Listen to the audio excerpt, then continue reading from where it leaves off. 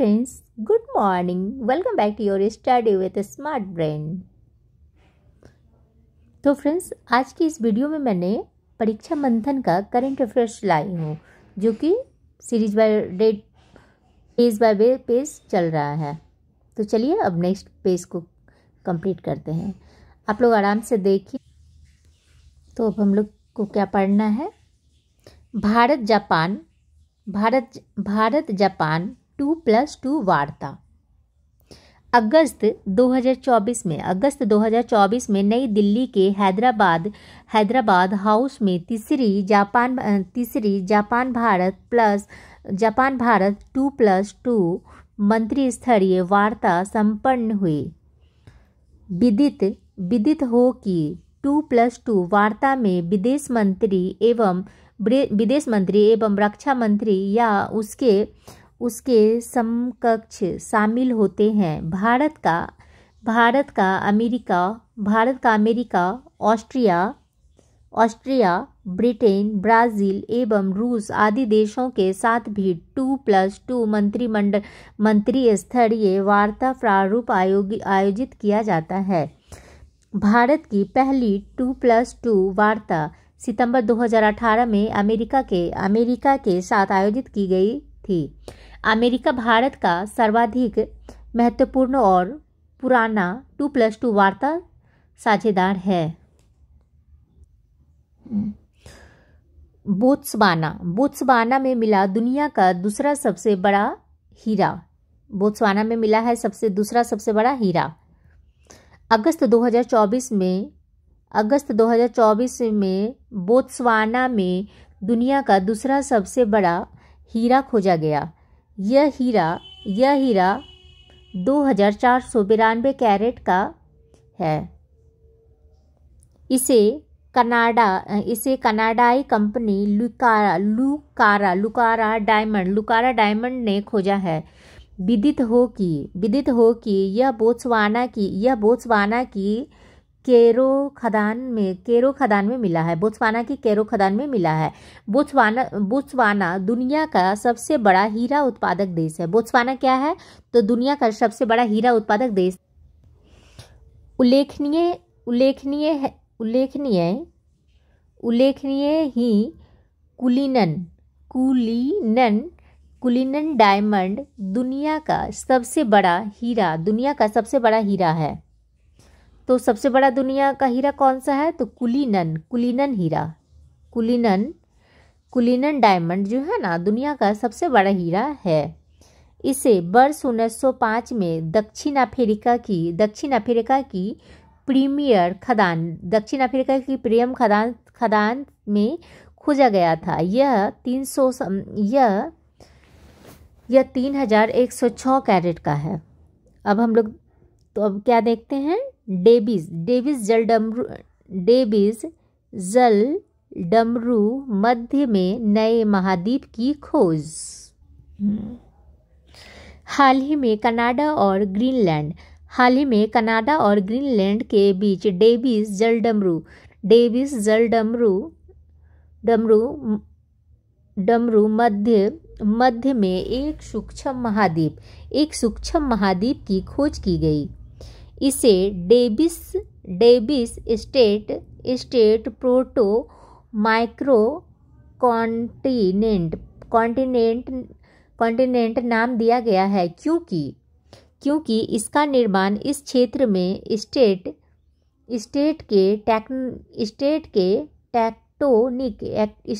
के टेक्टोनिक विकास के कारण हुआ था। यह सूक्ष्म महाद्वीप 19 से लेकर 24 किलोमीटर मोटी पड़ती महाद्वीपीय परत है। नेक्स्ट क्या है? तो नॉर्वे, आयरलैंड और स्पेन द्वारा फिलिस्तीन को राज्य की मान्यता। 28 मई 2024 को स्पेन, आयरलैंड और नॉर्वे ने फिलिस्तीन को औपचारिक रूप से एक राज्य घोषित किया। बहुत से लोग इस कदम को एक संकेत के रूप में देखते हैं। कि फिलिस्तीन अंतर्राष्ट्रीय स्तर पर अपने लिए खड़े हो रहे हैं और यह उसी के जवाब में है। गाजा में मानवीय स्थिति इजराइल की सैन्य कार्रवाइयों से और भी बदतर हो गई। स्वतंत्रता के लिए फिलिस्तीनियों के प्रयास को इस तथ्य से बल मिलता है कि स्पेन, आयरलैंड और संभवतः अन्य यूरोपीय संघ के देश जल्द ही अपनी स्थिति को पहचान लेंगे। हालांकि जल्द ही जमीनी स्तर पर बहुत अधिक वास्तविक परिवर्तन नहीं होंगे। यह इजराइल पर शांति वार्ता फिर से शुरू करने के लिए अधिक दबाव डालता है, जो विशेष रूप से महत्वपूर्ण है क्योंकि इजराइल फिलिस्तीन राज्य को शेष विश्व द्वारा मान्यता दिए जाने के विचार के खिलाफ लड़ रहा है। जिम्बाब्वे की नई स्वर्ण समर्थित मुद्रा क्या है? तो ZIG। अप्रैल 2024 में जिम्बाब्वे ने एक नई स्वर्ण समर्थित मुद्रा ZIG जारी किया है।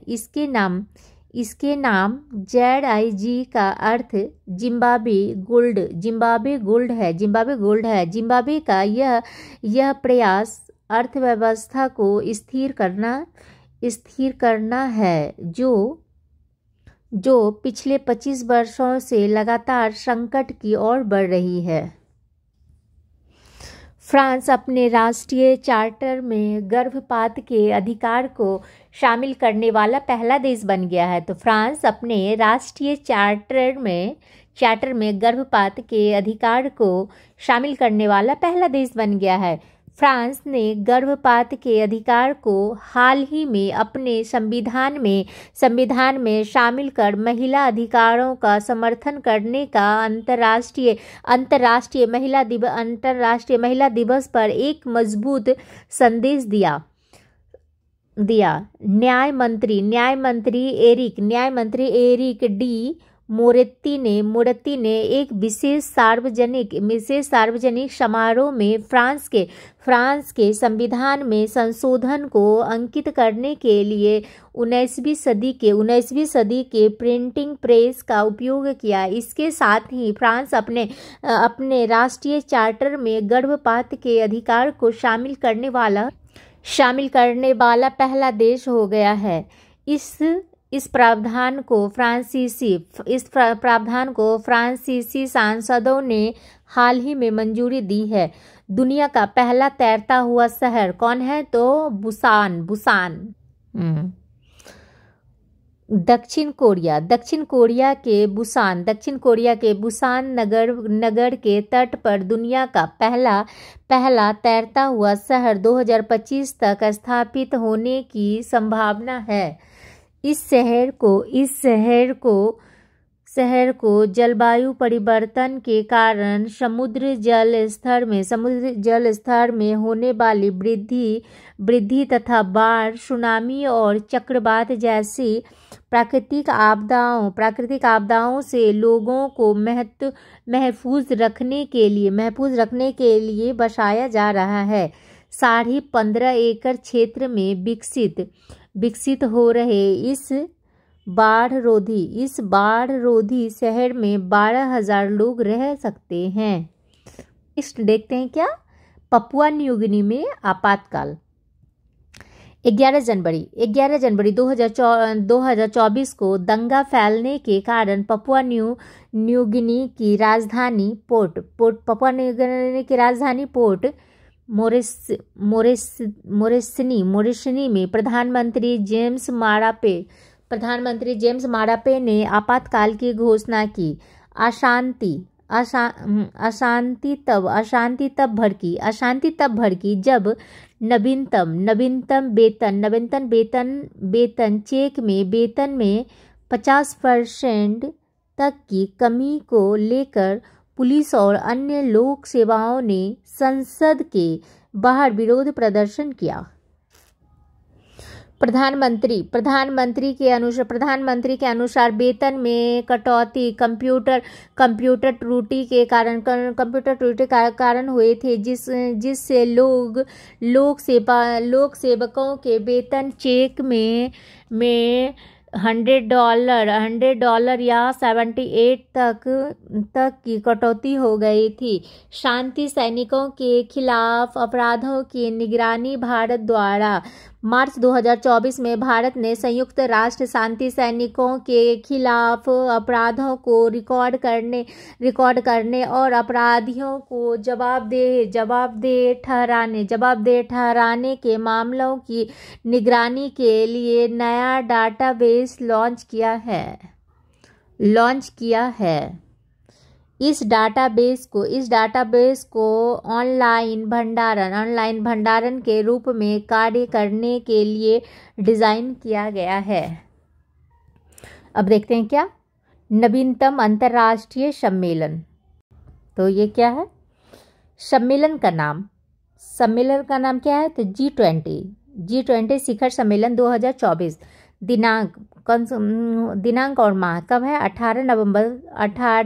18 से लेकर 19 नवंबर 2024 में हुआ था। आयोजन स्थान कहाँ था?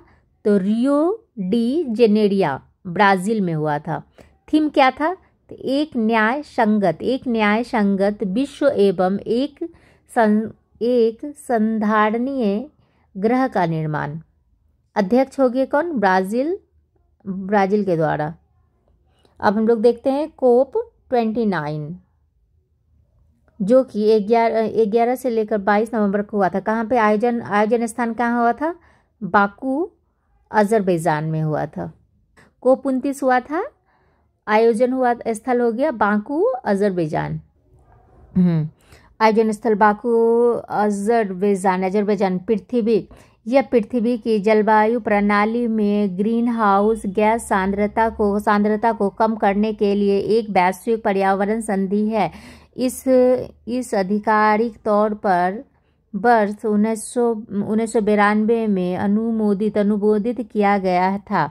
इसके अन्य नाम हो गए क्या? पृथ्वी शिखर सम्मेलन, रियो शिखर सम्मेलन और रियो सम्मेलन है। इसके तहत पार्टियों का पहला सम्मेलन कॉप 1995 में बर्लिन जर्मनी में आयोजित किया गया था। अब हम लोग देखते हैं क्या कोप 16 कब आयोजन स्थान कहाँ हुआ था? ये हो गया कैली कोलंबिया में हुआ था। यह कानूनी रूप से बाध्यकारी एक बहुपक्षीय पर जून 1992 में रियो डी जेनेरियो में हुई सम्मेलन के दौरान हस्ताक्षर किए गए थे। यह संधि दिसंबर 1993 से लागू हुई। इस पक्षकारों के सम्मेलन का पहला सत्र नासाओ बहामास में आयोजित किया गया था। अब देखते हैं 19वां पूर्वी एशियाई शिखर सम्मेलन कब हुआ था? अक्टूबर 2024 में हुआ था। आयोजन स्थान हो गया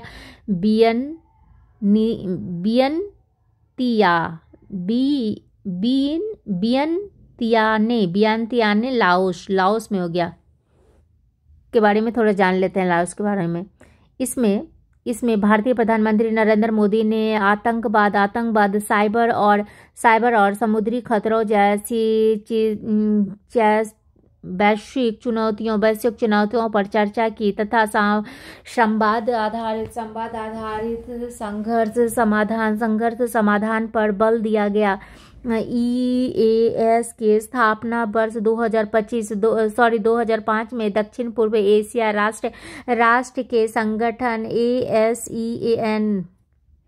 ASEAN के नेतृत्व वाली पहल के रूप में रूप में की गई थी। इसका पहला शिखर सम्मेलन 14 दिसंबर 2005 को मलेशिया के कुआलालंपुर में आयोजित किया गया था। 21वां आसियान भारत शिखर सम्मेलन अक्टूबर 2024 में हुआ था। आयोजन स्थल हो गया कहाँ? वियंतियाने लाओस में हुआ था। सदस्य कौन था? तो भारत सहित आसियान समुदाय के सभी 10 सदस्य Brunei, Cambodia, Indonesia, Laos, Malaysia, Myanmar, फिलिस्तीन, सिंगापुर, थाईलैंड, वियतनाम। उद्देश्य क्या था इनका? तो भारत की एक्ट ईस्ट नीति के 1 दशक पूरे होने पर प्रधानमंत्री मोदी द्वारा आसियान नेताओं के साथ मिलकर आसियान भारत व्यापक रणनीतिक साझेदारी की प्रगति की समीक्षा और सहयोग की भविष्य की दिशा तय करना। एससीओ शिखर सम्मेलन 2024 कब हुआ था? तो 16 अक्टूबर 2024 को हुआ था। 16 अक्टूबर 2024 को पाकिस्तान के इस्लामाबाद में संघाई सहयोग संगठन के शासनाध्यक्ष परिषद की बैठक एससीओ CHG में भारत, पाकिस्तान, चीन, रूस सहित अन्य सभी सदस्य देशों के प्रतिनिधियों ने भाग लिया। भारत की ओर से विदेश मंत्री एवं जयशंकर ने इस बैठक में हिस्सा लिया। विदित हो कि यह एक अंतर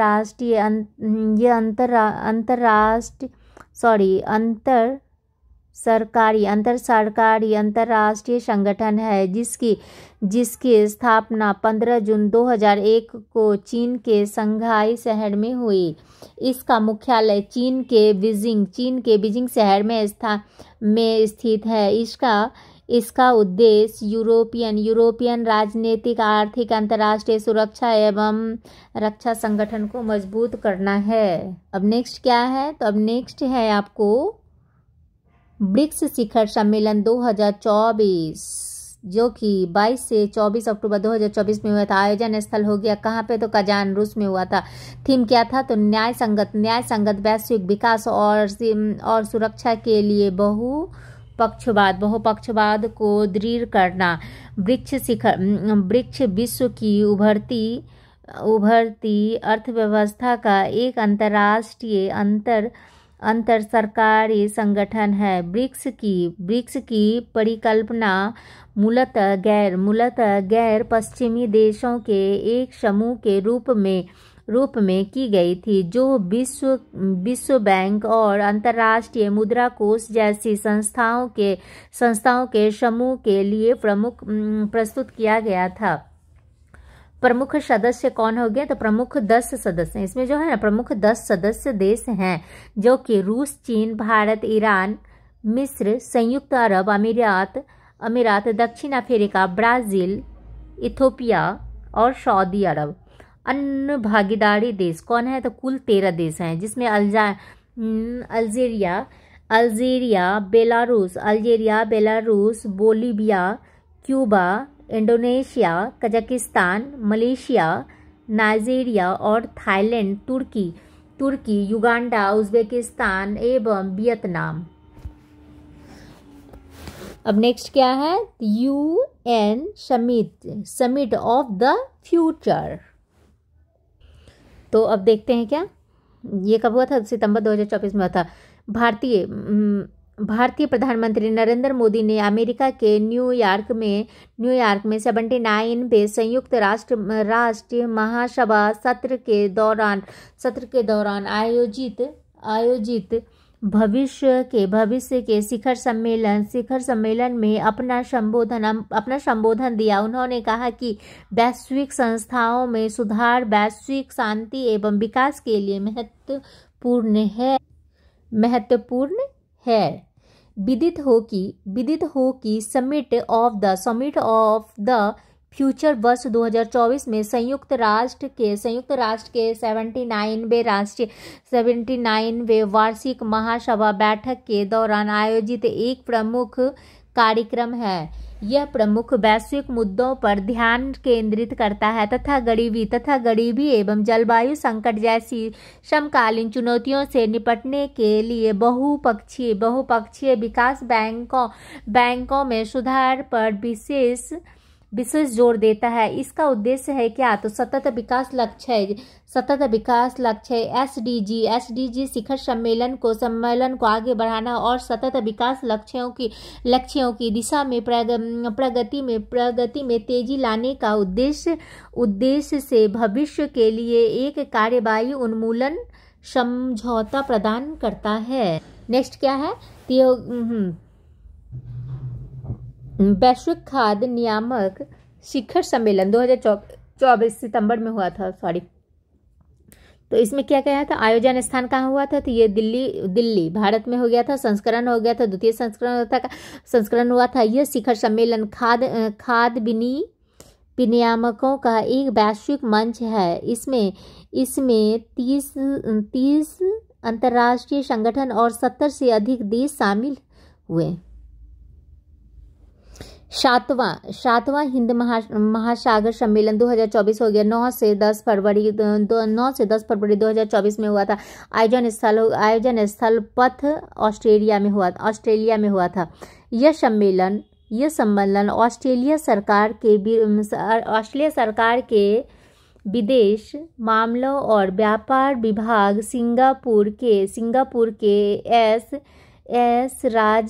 S Rajaratnam school of international studies और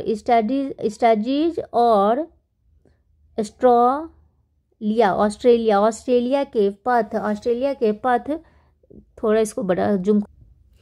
ऑस्ट्रेलिया के पथ यूएसए एशिया सेंटर के सहयोग से आयोजित किया गया है।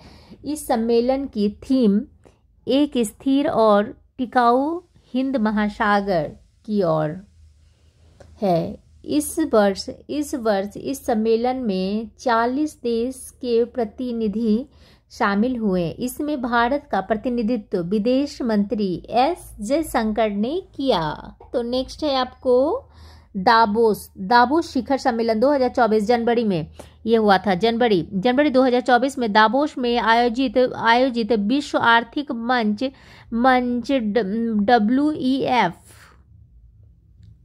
वर्ल्ड इकोनॉमिक्स फोरम की बैठक में दुनिया भर के वैश्विक राजनेताओं तकनीकी क्षेत्र ने नव प्रवर्तकों चिंतकों ने भाग लिया और विश्व के समक्ष विद्यमान सबसे गंभीर आर्थिक, राजनीतिक एवं सामाजिक चुनौतियों से निपटने पर विचार विमर्श किया।